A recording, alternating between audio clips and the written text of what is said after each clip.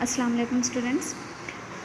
In the previous video we have discussed about different agricultural practices for the crop production, and I have briefly told you about all these 7 steps. What do they include, right? So here in this video we will be discussing about these steps in detail. So we will move on with the first one, preparation of soil. As I have told you already, before sowing the seeds, in order to get good crop or good yield there, we need to do some preparations. We need to make some arrangements so that whatever the further processes that we are going to carry out for the agricultural practices, they must be fruitful to us. So the very first step, preparation of soil, tells us about that only. It is the first step and important one for growing a crop, and hence it involves turning and loosening of the soil. See what happens usually when soil is left in the same condition for a long time, it becomes hardened, right? It becomes hard, and due to that, whatever the seed, if we sow any seed there, the soft part of that seed will not be able to penetrate into that soil, and hence it is very necessary that before sowing the seed we must turn the layers of the soil upside down, right? Due to that, what happens, whatever the gases are present around, the soil gets oxygenated, the microbes get a chance to get mixed with the soil and helps in improving the fertility of the soil. So the very first step involves turning and loosening of the soil, and this process of turning and loosening of the soil is called tilling or plowing. What is it called? Tilling or plowing. This tilling, why do we have to do this one? Why this process has to be carried out? Then it has got several advantageous aspects. Many useful points are there. What is that? Tilling helps roots to penetrate deep in the soil. As I have told you just now, the soil becomes hard, so it becomes difficult for the seedling to penetrate into the soil.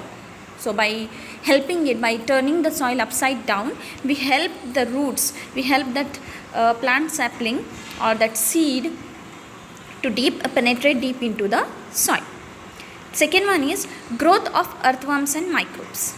As the inner layers of the soil get in contact with the atmosphere, microbes get a chance to get into the soil and show their growth there. And earthworms, microbes, useful microbes particularly, are very useful for increasing the fertility of the soil, changing its chemical composition, and also they, in some ways, they are helpful in providing nutrient to the plants. The next advantage of this one is it brings the nutrient rich soil to the top. As we all know, the fertile soil is present up to some centimeters only. The upper layer contains the nutrients. So what happens by tilling or plowing, when we are turning the soil, when we are making it go upside down, the inner layers which are filled with nutrients, which are now still not used by the plant, they come to the top and can be easily used by the plants or the crops that we are growing there. So these are the advantages, uses or benefits of tilling or plowing the soil, which is nothing but simply loosening of the soil. This tilling or plowing is done by different you can say instruments or implements, agricultural implements that are being used there. So here plow, hoe or a cultivator is used to do so. What are these? You might have seen, but you may not know what are their names, right? So let me show you. Yes, this is a plow. I'm sure you might have seen this one. Here, see this part is the plow. This is the instrument that we are using. It will be connected to a long log which will be put onto the necks of the two bulls, and the person will be controlling it. You can see here in this one, metallic piece is there. This metallic piece is present here, When the bulls will be moving, they will be moving forward. This part will be in the soil, and as it moves, it starts digging, it starts loosening the soil, due to which the process of tilling, or you can say plowing of the soil, will be done in an easier manner, right? So this is how the plowing or tilling of the soil will take place in traditional manner. This is a very old method of doing so. Then here comes the hoe. Here it is completely made up of metal. Earlier we have seen the plow was made up of wood and a metallic piece was attached to that one, but here in this one it is completely made up of metal and is the modified form of the plow. And then next we have cultivator. This cultivator, here you can see in this part metallic pieces are there, the pointers are there, which are connected to a tractor. By doing so, a large area or a very large area can be easily tilled, or it can be plowed by using a tractor. Among all these three, this one is the modified form of the plow, whereas this one is the most commonly used, or you can say the most modern form of plowing the field. Because in this, by using a machine, by using a tractor, we are saving the labor, the hard work that has to be done on that field, as well as the time. It saves the time as well as labor. So in this manner, the first step that is preparation of the soil, nothing but tilling or plowing, is done. Now next we will move on to sowing of the seed. Once we have prepared the soil, now we can sow the seeds here. For selecting the seeds, what kind of seeds, whatever the crop you are growing, we need to select good quality, clean and healthy seeds, so that you can get high yield. Now the question comes, how will you select the just by seeing the seeds, how can you select the healthy ones? So here very simple test is there, or you can say a very simple activity is there. Take the seeds, put it in a container filled with water. The seeds which float on the surface of the the seeds which float on the surface of the water, they are the damaged ones. That means you cannot use them for sowing. Hence these damaged seeds, which becomes hollow, right? They do not have anything inside them, they are hollow and hence are light, thus they are floating on the water. And this activity will help you identify the healthier seeds. Finally, sowing is done by traditional method or by using a seed drill. As I have told you, agricultural practices have been in use, or you can say humans are following it from several hundred years, right? So as the time has passed, as the modern age has come, the techniques or the methods in agriculture has also changed a lot. So sowing, the placement of the seed inside the soil is done by traditional methods, that means old methods that were being followed some years back, and also by using a seed drill, the instrument nowadays that is being continuously used for sowing the seeds. How are they? Let's see. See, this is the traditional method. Here again the animals, the bulls are being used. Here is that instrument. There is a funnel in which they are putting the seeds. There is a pipe-like structure, an opening is there which goes down to the earth. As the seeds will be put into this one, they will move with this through this pipe and get into the soil. So as the bulls or the animals move forward, slowly one by one the seeds get planted there, right? So in this manner the sowing of the seeds was done in traditional methods. It is being followed in some areas even today also, but mostly people are going for this one, that is a seed drill. This is more useful, accurate, and in many ways is more advantageous over the traditional methods. How is it? It has this frame, metallic frame. You can see here pipe-like structure is there, which is just like the traditional one. You need to put seeds into that one, and these divisions will divide those seeds. Due to the distribution of the seeds, each metallic piece will be able to sow seed at the same time. All will be placing them in the proper position, and this part will help the soil to again help in covering the seed from the soil again, so that if they are kept open, the birds should not eat them.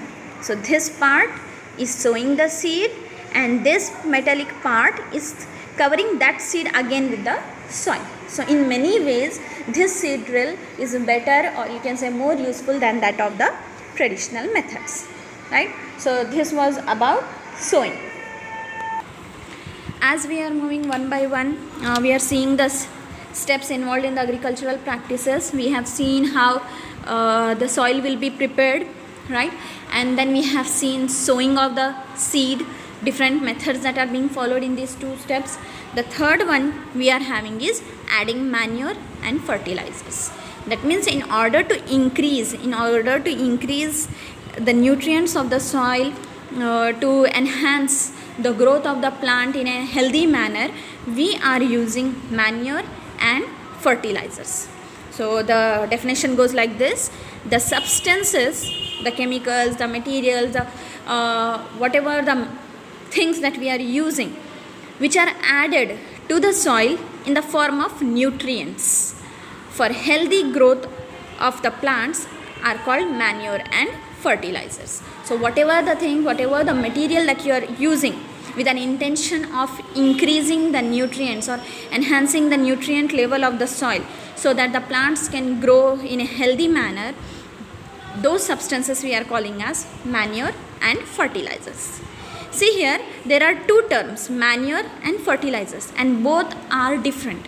Even though they are working in the same manner, but still their origin and their functioning are completely different. How is it? Let's see. Manure. It is an organic substance obtained from the decomposition of the plant or animal waste. That means here this manure, the material that we are supplying, the nutrient rich material that we are supplying to the plant, they are made up of organic substances only, and that organic substance is obtained by the decomposition of plant and animal waste. It may be the used material in the kitchen, the dead bodies of the plants, or the waste materials coming out of the animal bodies, or anything. Such kind of organic materials are being used here. Manure, since it is completely made up of organic material, it enhances the water holding capacity of the soil.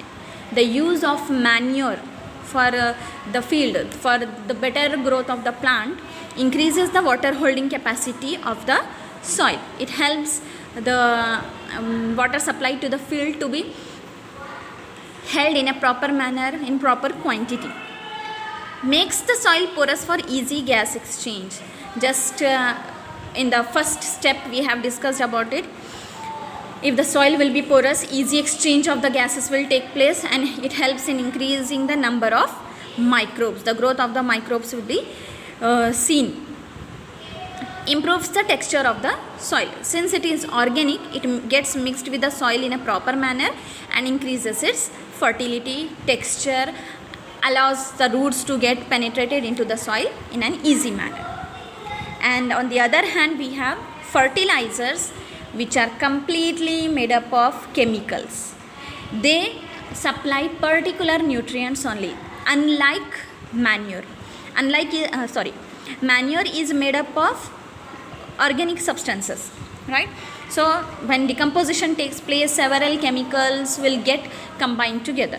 But in case of fertilizers, we are using, or we are particularly supplying only one or two chemicals there.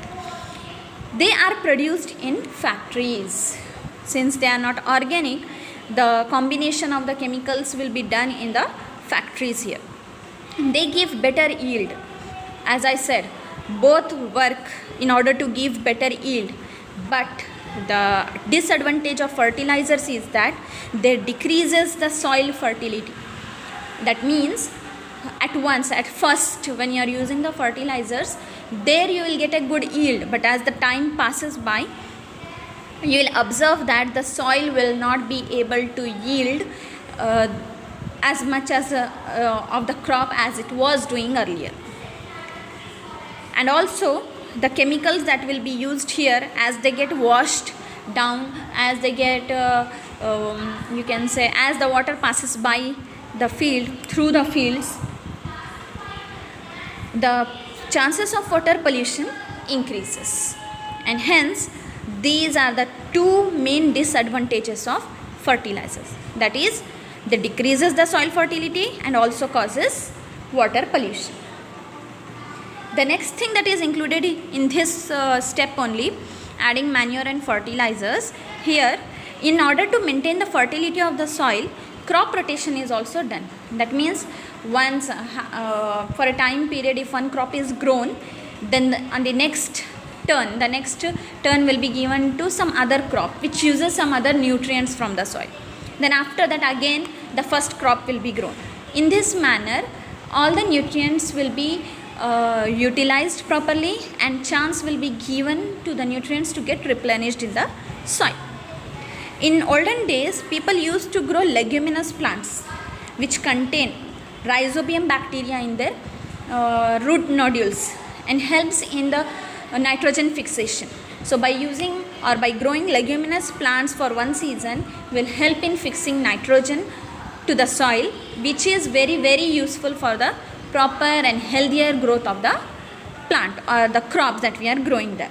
It maintains the fertility also and allows or gives time to the soil to get replenished. So in this manner we have discussed first three steps. The first one, preparation of the soil. Second one, we have seen sowing of the seeds, and third one is adding manure and fertilizers, right? So go through this one, try to understand it, note down these points, students, and also if any kind of doubt is there, you can ask. And the next thing is the remaining 4 steps, inshallah we will be discussing in the next video.